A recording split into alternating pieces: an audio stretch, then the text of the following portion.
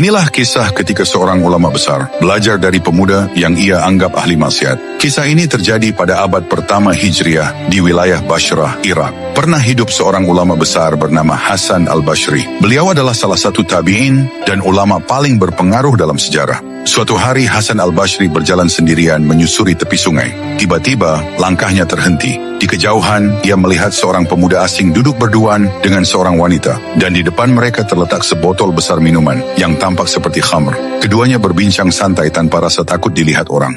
Hati Hasan al-Bashri terasa miris. Dalam batinnya, ia berkata pelan, "Betapa rusaknya zaman ini, maksiat dilakukan terang-terangan. Seandainya pemuda itu mengisi hidupnya dengan ibadah seperti diriku." Namun belum sempat pikirannya selesai, terdengar teriakan dari tengah sungai. Sebuah perahu berisi 7 orang terbalik dihantam arus deras. Para penumpangnya menjerit, berjuang melawan tenggelam. Tanpa ragu sedikit pun, pemuda yang tadi dianggap bermaksiat itu berdiri, lalu berlari dan melompat ke sungai. Ia berenang melawan arus, bolak-balik dengan tubuh penuh tenaga. 1 orang, 2 orang, hingga 6 nyawa berhasil diselamatkan.